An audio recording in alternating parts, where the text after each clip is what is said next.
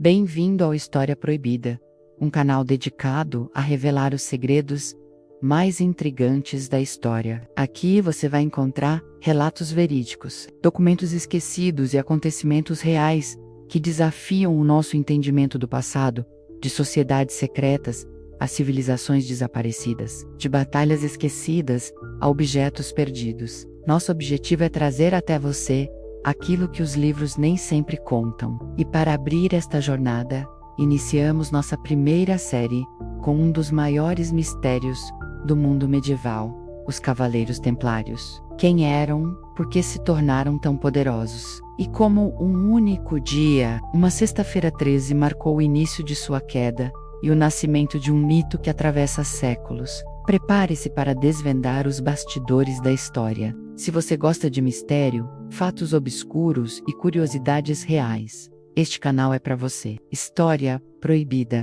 Origem dos Cavaleiros Templários. Quando pensamos na Idade Média, poucas ordens militares despertam tanto mistério e fascinação quanto os lendários Cavaleiros Templários. Guerreiros monges que juraram proteger os peregrinos cristãos e acabaram se tornando uma das instituições mais ricas e poderosas da Europa.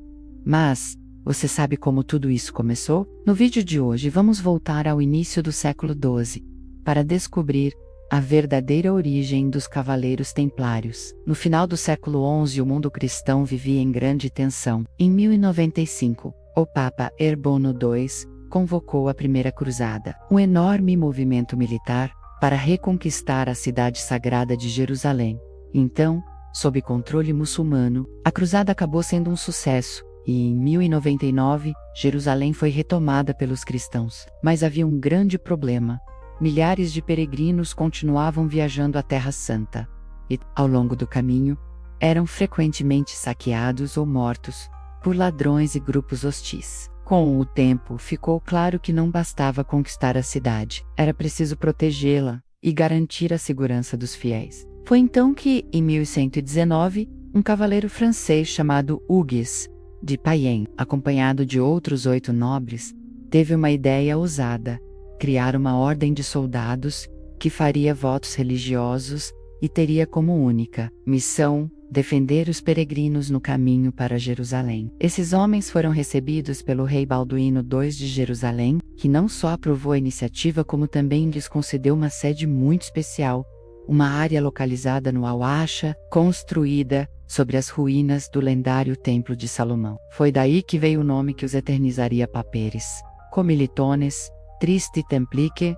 Salomonice, ou simplesmente Cavaleiros Templários. Nos primeiros anos, a ordem era pequena e vivia de doações, mas tudo mudou em 1129, durante o Concílio de Troyes, quando os Templários foram oficialmente reconhecidos pela Igreja. O apoio do poderoso abade Bernardo de Claraval, que chegou a escrever uma obra defendendo a ordem, intitulada Elogio da Nova Cavalaria, foi decisivo. Logo em seguida, o Papa Honório II concedeu aos Templários vários privilégios. Eles não respondiam a reis nem bispos, somente ao Papa. Isso fez a ordem crescer rapidamente. Eles receberam fortalezas, terras, doações de ouro e gado. Em pouco tempo tinham propriedades em toda a França, Inglaterra, Portugal, Espanha, Alemanha e Itália, tornando-se uma verdadeira rede internacional. Apesar da riqueza, os Templários seguiam 3 votos rígidos: pobreza, castidade e obediência. Levavam uma vida disciplinada e eram temidos no campo de batalha. A origem dos Cavaleiros Templários demonstra como a fé, a guerra e a política se misturavam na Idade Média. O que começou como um pequeno grupo de devotos protetores transformou-se, em poucas décadas, na ordem militar mais rica e influente do mundo cristão. Mas como toda grande ascensão, também houve uma queda. E essa queda foi tão dramática que deu origem a inúmeras lendas, teorias de conspiração e mistérios que perduram até hoje. Devoção e disciplina dos Cavaleiros Templários. Imagine homens que dedicavam toda a sua vida à fé e, ao mesmo tempo,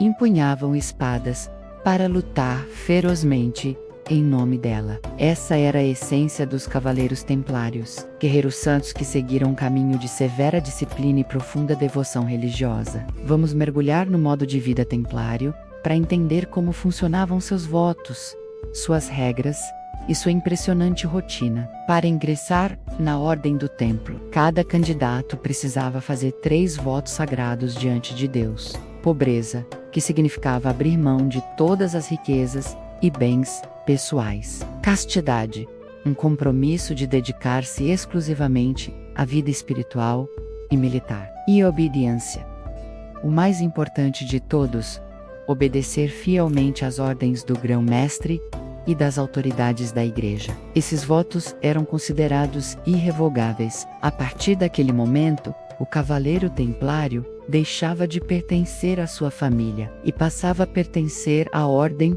e à vontade de Deus. A vida templária era regida por um documento chamado Regra Latina. Elaborada por Bernardo de Claraval em 1128, essa regra descrevia em detalhes o que cada cavaleiro podia fazer e o que não podia fazer. Por exemplo, eles deviam usar vestes simples, sem adornos ou joias. As refeições eram feitas em silêncio, enquanto um irmão lia passagens das Escrituras. Era proibido desperdiçar alimentos, rir alto ou participar de jogos. Na hierarquia da ordem, o grão-mestre ocupava o posto mais alto, seguido por oficiais e cavaleiros. Todos deviam obediência absoluta às ordens que vinham de cima, sem questionamentos. O dia de um templário começava antes do nascer do sol, com orações na capela. Depois, havia tempo para tarefas religiosas e estudos bíblicos, mas a maior parte do dia era dedicada ao treinamento. Os templários praticavam combate com espada, lança e arco, faziam simulações de batalhas e treinavam estratégias de cavalgada em grupo. A disciplina era extremamente rígida. Os cavalos eram treinados para ignorar o medo e avançar mesmo diante de lanças inimigas. Os escudos tinham posição precisa, e cada movimento no campo de batalha seguia ordens específicas. Não era permitido recuar sem autorização, mesmo em situações extremas. Essa combinação de fé profunda e treinamento constante tornava os templários temidos por seus inimigos e altamente respeitados por seus aliados. A devoção dos cavaleiros templários não era apenas uma formalidade religiosa, era o centro de sua identidade. Eles acreditavam que estavam lutando não por glória pessoal, mas por uma missão sagrada. E foi justamente essa combinação de espiritualidade intensa e disciplina militar impecável que os transformou em um dos exércitos mais eficientes e respeitados da Idade Média. Mas você sabia que toda essa disciplina foi colocada à prova em algumas das batalhas mais sangrentas das Cruzadas? Expansão e poder dos Cavaleiros Templários. No início do século XII, os Cavaleiros Templários surgiram como um pequeno grupo de 9 homens dedicados à proteção dos peregrinos na Terra Santa. Mas em poucas décadas, essa pequena ordem transformou-se em uma das instituições mais poderosas de toda a Europa medieval. Como isso aconteceu? Tudo começou com o Concílio de Troyes, em 1129, quando a ordem recebeu reconhecimento oficial da Igreja. A partir daí, reis, nobres e até comerciantes passaram a contribuir com doações generosas, terras agrícolas, castelos, ouro e rebanhos. Essas doações não vinham apenas por devoção religiosa, mas porque os templários se tornaram símbolos de proteção espiritual e militar. Em poucos anos, a ordem deixou de atuar só em Jerusalém e passou a estabelecer bases permanentes por toda a Europa e no Oriente Médio. No Oriente Médio, os templários começaram a construir fortalezas altamente fortificadas, como Gaza, Safed e Tortosa, pontos estratégicos para a defesa dos estados cruzados. Nas cruzadas, sua disciplina impecável os tornou temidos no campo de batalha. Eram frequentemente posicionados na linha de frente. Protegiam rotas essenciais para o abastecimento. Serviam como força de choque nas principais ofensivas. Seu sucesso militar fez com que diversos reis solicitassem ajuda templária, não apenas na Terra Santa, mas também em conflitos locais dentro da Europa, fortalecendo ainda mais a reputação da ordem. Mas o poder dos templários não se limitava à guerra. A ordem também se transformou numa potência econômica. Eles criaram uma rede internacional que administrava propriedades agrícolas, moinhos, vinhedos, pequenas cidades e portos espalhados por centenas de territórios europeus. Com o tempo, os templários passaram a oferecer serviços financeiros jamais vistos naquela época. Por exemplo, peregrinos podiam depositar dinheiro em Paris e sacar em Jerusalém. Reis podiam guardar grandes somas em fortalezas templárias. Ordens de pagamento eram usadas como uma forma primitiva de cheque bancário. Tudo isso fez com que reis e nobres se tornassem devedores da ordem. A influência chegou a tal ponto que nenhum governo ousava enfrentar os templários, já que eles respondiam apenas ao Papa e não aos reis europeus. Essa combinação de autonomia, prestígio religioso, riqueza acumulada e força armada fez dos templários uma força política de respeito e também de temor. A expansão rápida e organizada permitiu que os cavaleiros templários se transformassem em algo nunca antes visto na Idade Média. Uma ordem religioso-militar com poder militar, econômico e político, simultaneamente. Eles eram banqueiros, administradores e guerreiros, tudo ao mesmo tempo. Mas, como toda força crescente, eles passaram a atrair inveja, suspeita e medo. E foi justamente esse poder extraordinário que mais tarde contribuiria para sua queda dramática. Batalhas e guerras dos Cavaleiros Templários. Desde o momento em que foram oficialmente criados no início do século XII, os Cavaleiros Templários deixaram de ser apenas protetores de peregrinos para se transformarem em uma das mais temidas unidades de combate da cristandade. Participaram ativamente das grandes campanhas das Cruzadas, travando confrontos decisivos contra poderosos exércitos muçulmanos no Oriente Médio. Das vitórias surpreendentes, como a Batalha de Mongisar, as derrotas dramáticas, como o desastre em Hattin, os templários estiveram na linha de frente das mais sangrentas guerras do período medieval.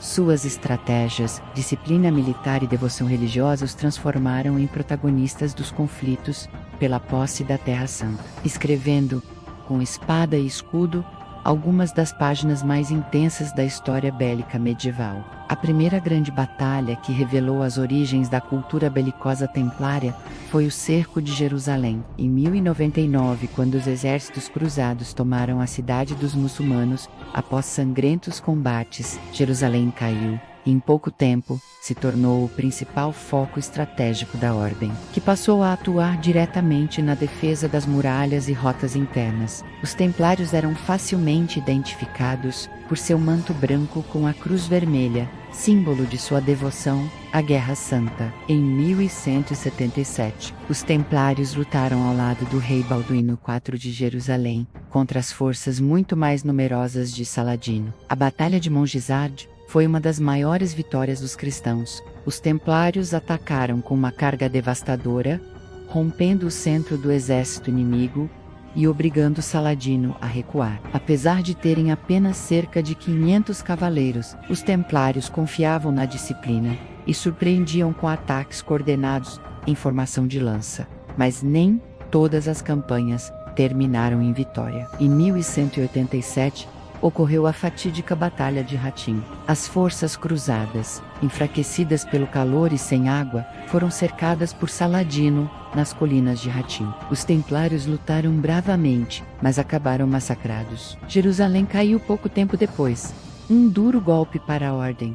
A resposta ocidental veio com a Terceira Cruzada. Liderada por Ricardo Coração de Leão, os templários atuaram como guarda de elite. Combateram no cerco de Acre e em várias escaramuças contra Saladino. Embora Jerusalém não tenha sido reconquistada, os templários ajudaram a garantir rotas seguras e acordos de trégua. Diversas fortalezas templárias foram construídas nessa época, como a Fortaleza de Atlite, projetada com paredes tão espessas que resistiam até aos catapultas muçulmanas. A última grande resistência dos templários foi a defesa da cidade de Acre, o último bastião cristão no Oriente. Em 1291, uma coalizão muçulmana lançou um grande cerco. Mesmo com inferioridade numérica, os templários resistiram até o último momento, lutando rua por rua. Após a queda de Acre, a ordem abandonou definitivamente a Terra Santa.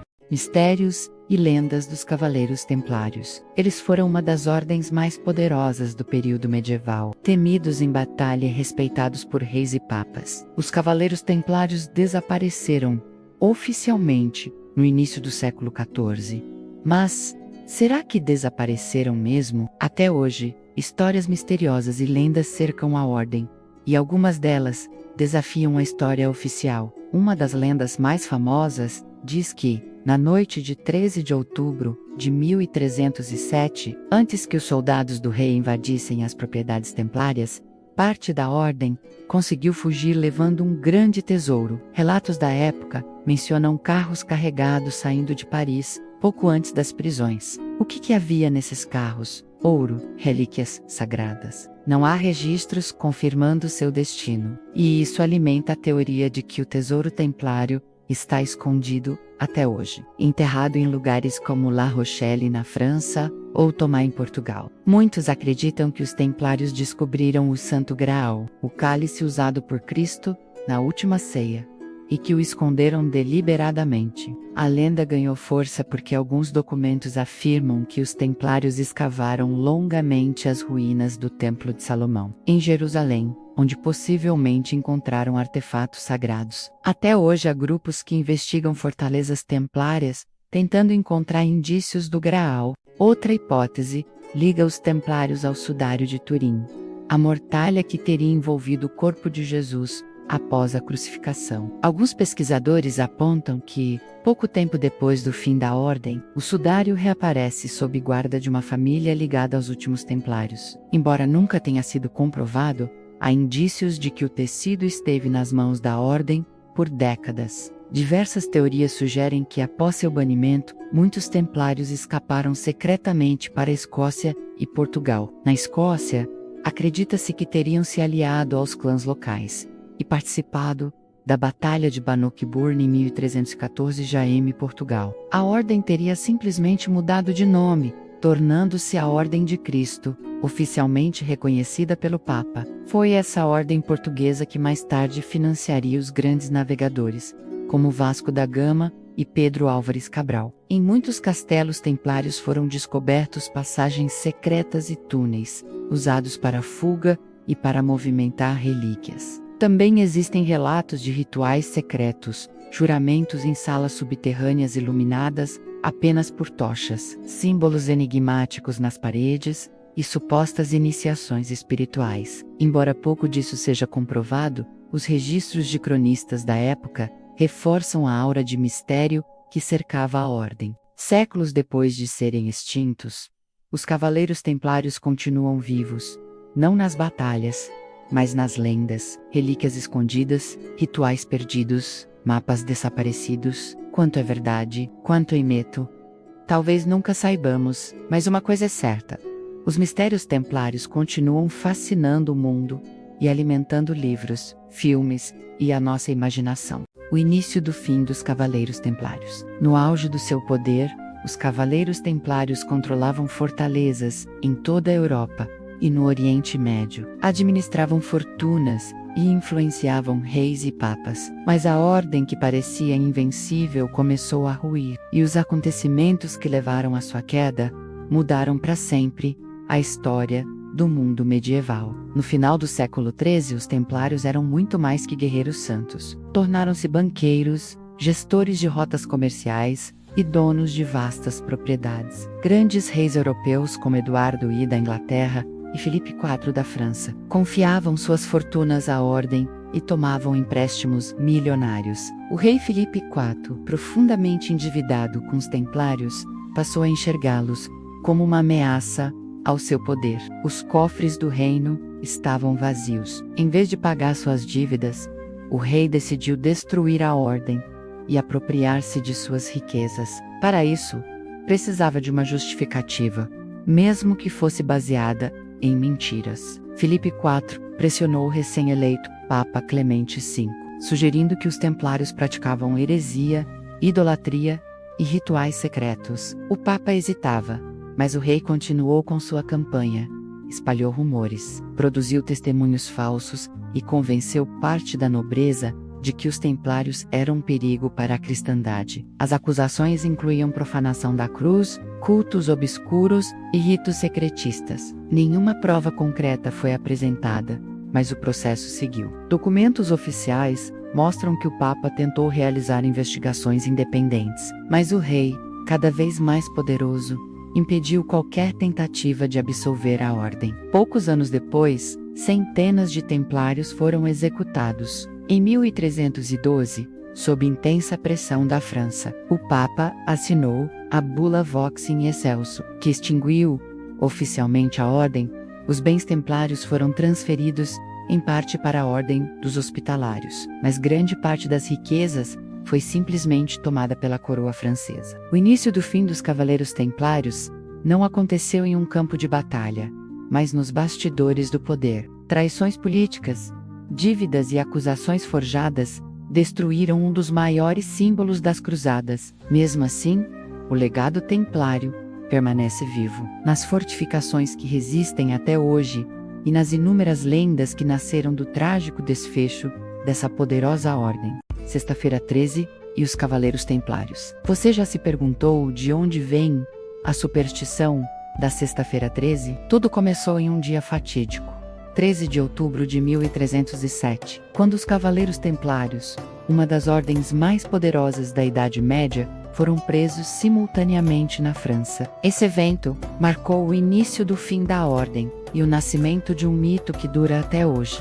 No início do século XIV, o rei Filipe IV, profundamente endividado com os templários, passou a vê-los como uma ameaça para apropriar-se de suas riquezas e eliminar rivais políticos. Ele começou a difamar a ordem, alegando heresias e práticas secretas, pressionando o Papa Clemente V a agir contra os cavaleiros. Na madrugada de sexta-feira, 13 de outubro de 1307, ordens simultâneas foram enviadas para prender todos os templários na França. Muitos foram torturados até confessarem crimes que nunca cometeram. O Papa Clemente V, pressionado pelo rei, iniciou investigações formais, mas não conseguiu evitar o desastre. Esse dia ficou marcado não apenas pelo massacre, mas também como a origem histórica da superstição da Sexta-feira 13. O grão-mestre, Jacques de Molay, foi o último líder da ordem. Resistiu bravamente durante o processo, recusando-se a admitir as acusações forjadas. Em 1314 foi levado à fogueira em Paris. Segundo relatos, antes de morrer, lançou uma maldição contra o rei Filipe IV e o Papa Clemente V, profetizando a morte deles no mesmo ano. Pouco tempo depois, tanto o Papa quanto o rei morreram inesperadamente, dando origem à lenda sobre vingança divina. A ordem foi oficialmente extinta em 1312 e suas riquezas confiscadas. O dia 13 e a sexta-feira ficaram ligados para sempre a azar e mistério, perpetuando o mito da Sexta-feira 13. A Sexta-feira 13 não é apenas superstição, é a lembrança de um dia em que coragem, poder e traição se encontraram, marcando para sempre os Cavaleiros Templários e seu legado. Um evento histórico que se transformou em mito e continua a fascinar o mundo até hoje. Os Cavaleiros Templários foram mais do que guerreiros ou banqueiros medievais. Sua coragem, mistérios e os segredos que carregavam continuam a fascinar o mundo. Algumas lendas realmente nunca morrem. Se você quer continuar explorando essas histórias e desvendar mais segredos do passado, inscreva-se no canal e acompanhe nossos próximos vídeos. E se gostou dessa viagem pelo tempo, clique no like para nos ajudar a trazer ainda mais histórias fascinantes para você. Um muito obrigado do canal História Proibida.